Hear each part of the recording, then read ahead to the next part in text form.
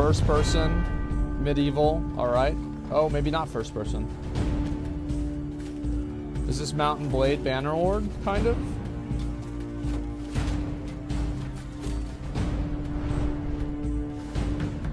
Okay.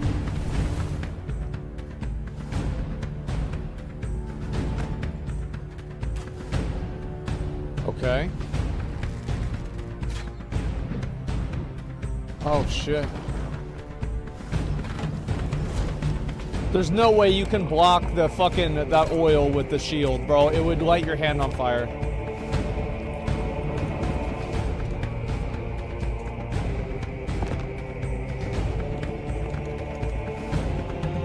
Oh, that's cool.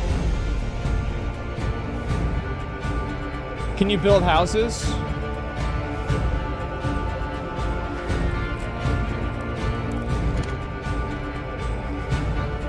Face to danger, oh my god.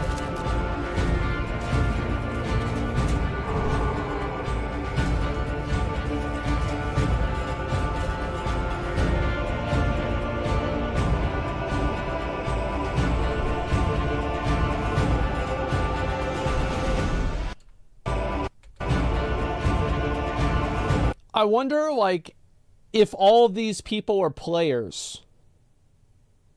Because, like, if they are players, I feel like, number one, this is something that only looks cool. Like, you would never actually do this.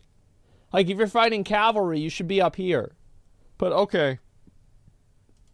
Yeah, are these paid actors? Like, what is this?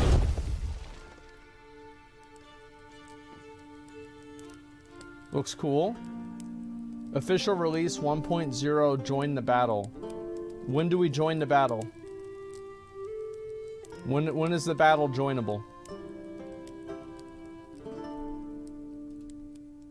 Version 1.0 will be available on February 7th. Okay. Now, yeah, we'll let's look at the other video for this. If it's good, I'll play it after Hogwarts, okay? I think this is the kind of game that's only fun if you're playing it on... It looks like it might be the game... It's only fun if you're playing it on stream. Like, if all of us get together and we, like, all play it together, you know? That would be really cool. But other than that, I'm not sure if it's really going to have, like, that lasting value. Mixed on Steam? Okay, let's see this.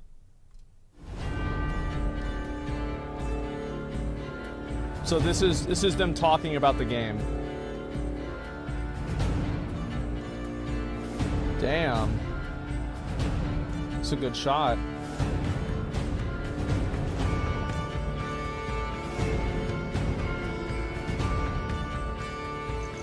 Gloria Victis. This is a game that I played a long time ago, and I actually started to make it. This doesn't really look that good. It looks like Oblivion. No, it looks like Morrowind.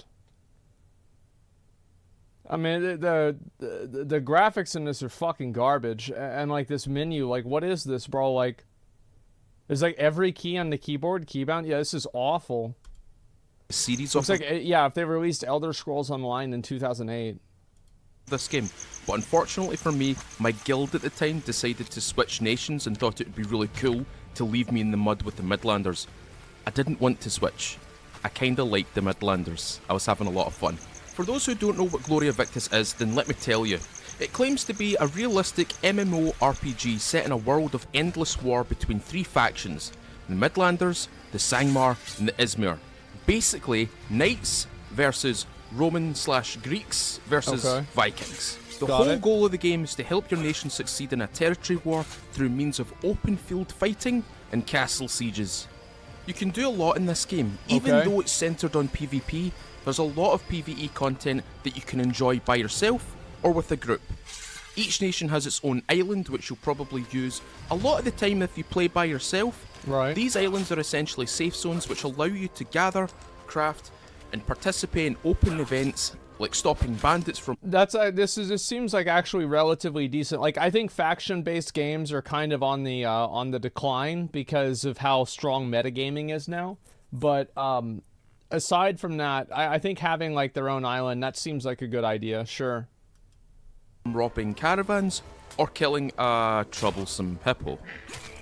So why am I making Bro, a there's video no about way this you can, game? like, Well, dude, hippo the hides, devs reached no out to way. me and told me that on February 7th, they plan to move the game to version 1.0, aka full release and out of early access. Okay. Now, I used to be part of the Gloria Victis community, and I played this game religiously beside my guild for a very long time. Well, let's hear about However, it. I shelved the game and my focus was kind of shifted to other projects, but I kind of still kept my eye on the game through the newsletter, which I still receive today.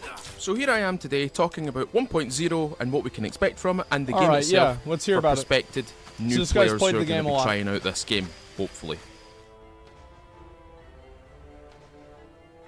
So the factions are actually kind of interesting. You can play as the Midlanders, the Sangmar, or the Izmir. It's totally up to yourself. If you intend on playing with your friends in this game, make sure you all choose the same faction. Yeah, we'll because all it'd be the kinda same silly faction. if you didn't do that. Now, if you want to change your mind on your faction, like maybe you don't like the armor, maybe you don't like the weapons, maybe you don't like the look of the starting. I think this combat's fucking terrible. Like, it's so bad. This is just awful fucking combat. Wow. I think that this is a game it's only going to be good if we're able to do PvP and we're able to do, like, large-scale content. You see kind of what I'm saying? Like, that's the only part of it that could be fun. Area, it can be any reason whatsoever. You can change your nations from the character selection screen so long as none of your characters are at level 90. If you do reach level 90 or over, you can still change nations, but it'll come at a cost cooldown. through the nation change scroll found in the game's inbuilt store. Okay. So the video running in the background here is actually a demonstration of how fast you can go from level 1 to 50. It only took me about 2 hours to go through everything. Now I was rushing through everything here. Wow. But if you want to take your time, read all the prompts and kind of look at everything in your surroundings, it'll take you about 3 to 3.5 hours. I know this because I recorded it twice, rushing through versus taking my time. That sounds really Basically, fast. you don't have to no-life this to see any sort of achievement. Okay. After you reach your initial level 50 in the safe zone, you'll find yourself transported to the main PvP island. Now, you can choose to go here. You can stay in the safe zone all you want and craft and explore to your heart's content. However, if you want to reach level 100, you're gonna have to go to the main island. And this is where you find the remaining 50 levels to reach 100. Okay. There are a lot of world events that come up on this island, and they provide both really good experience and sometimes really nice rewards in the form of either items, money, or even both. World events pop up all the time, and they can be quick events, like the Death Valley event, or they can be long, drawn-out events that can be actually interrupted by rival nations. This Okay. is probably the best way to achieve level 100 outside of directly fighting and killing players. If you want to fight players, you can, but understand that you're going to need to practice really hard to beat them, because this game's been out for quite a while, and there's a lot of well-seasoned PvP players in this game. Yeah, I think that's one of the negatives to something like this is, like, whenever you come into a game and it's like one of these, like, hardcore PvP games, but there's a class of players that have been playing it for, like, over a year, so they're just so much more experienced, they know everything about it, and, like, it feels like you're not really on the same playing field as them. I think it goes against kind of what a lot of the appeal of, like, an MMO release is, which is, like, to be able to go in and have everybody on the same playing field.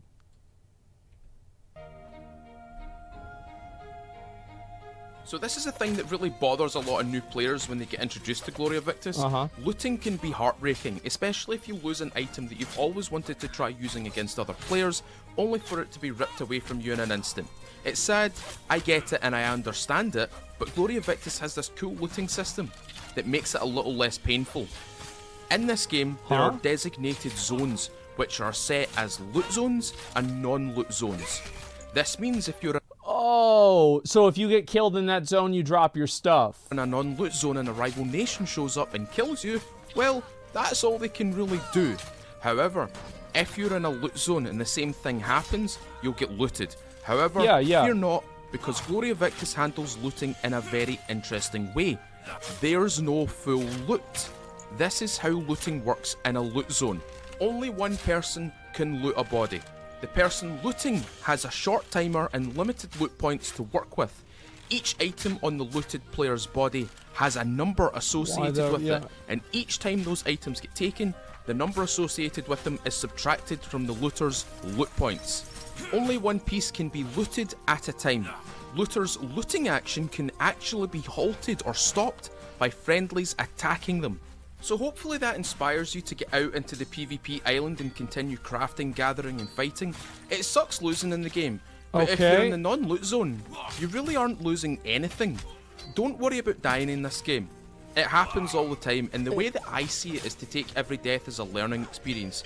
Either you overextended too far in a fight and you walked into enemy players waiting for you, or you simply have the wrong weapon out to fight a foe that has a particular armor set on. It's all learning, it's all fun. That's the way to take it. Full release, what's happening? Yeah, I'm curious about this. So for 1.0, they'll be adding new servers called New Beginning servers. Oh, that's good. Don't worry if you've already started on the legacy servers, they will not be wiped. Characters and inventories will remain as they are on those legacy servers. The reason they want to add new servers is to both expand their player base, but also give new players a more level-fielded server to play on. Yeah, as everyone who starts on a New Beginning server will begin from level 1. Yeah. One thing to note about the New Beginning servers though, and the legacy servers, is that they share some database details, such as character names, guild names, alliance names, unlocked skins and heraldry symbols, ambers. Basically, you can't have a character on the New Beginning server that shares the same name as an existing character on the legacy servers. Same goes for guild names and alliance names. Skins, symbols and ambers are all attached to your main account, so you'll always have them regardless of which server that you use. Yeah, as I said, I think this is the kind of game that is... it's like, I see this game as being entertaining in terms of stream content, but I don't really know if it's going to be entertaining in terms of a game. Does that make sense? Like, it'll be fun to have everybody, like, make their character and, like, have us run around and, like, kill stuff, etc. But, like, is this something that I'm really going to go and play off stream? I don't know yet. Now, I've already got in contact with my old guild and we'll be playing on the New Beginning servers for sure, mainly the EU servers. So if you spot me on there, wave and say hello. Let's look at the stats here. Servers for sure. So damage, range, overhead, stabbing, stamina cost, chopping, mining, mowing. Okay. Only the EU servers. So if you spot me on there, wave and say hello if you're the same faction as me. Or if you're a rival nation, wave and then maybe ask for a fight. I'll be playing the game a lot until version 1.0 is released. Until then, you can find me on the European server, puttering about in my Midlander castles and villages. Expect a little series on the game where I go from level 1 with my guild to hopefully level 100 in a matter of weeks. I'll include a lot of the fights that I win and lose, as well as the fun moments that I'll get to experience again. Thank you ever so much for watching this video today. If you've enjoyed it, leave a like and drop a comment below. Will you be returning for the Gloria Victis 1.0 release? I sure will be, and my guild buddies are itching to get some work in, and definitely to get some fights in. I hope you look forward to the mini-series bound with the 1.0 update, and I hope you all have a lovely day. As always, from one stinky Midlander to you, I've been Mr. Feudal. I'll see you all another time. I hate to say it, but I feel like this game looks like a worse version of Mortal Online 2. Like, we'll try it out, but, I don't know, it just doesn't... Yeah, combat looks, yeah, it's like there's not really... So, like, the appealing things about this game, let's talk about the good things about it. Number one, I like the theme of the game, you know, very, very, you know, like, grounded medieval fantasy. Like, I'm all about that. That's awesome. Obviously, that's cool. The, like, the crafting and, like, the building up your characters, like, having, like, you know, outdoor, like world PvP encounters, I think that's cool. But other than that, I mean, I don't really know. I don't know. Like, also, I see no girls, so I should play a game of just men fighting. Well, that's why we play it. Yep, finally, a game, no girls allowed. There you go. It's not bad. It's just not as good as what we're used to seeing these days. Yeah. And so, like, whenever I see these games, I think about it in, like, two different ways, right? So there are some games that I think are not very good stream games. So, for example, what is not a very good stream game? New World is not a great stream game unless you basically just spend all the time talking like I do, because there's so much downtime. WoW is like kind of not a very good stream game in some ways. I think WoW is actually not as bad as people might think.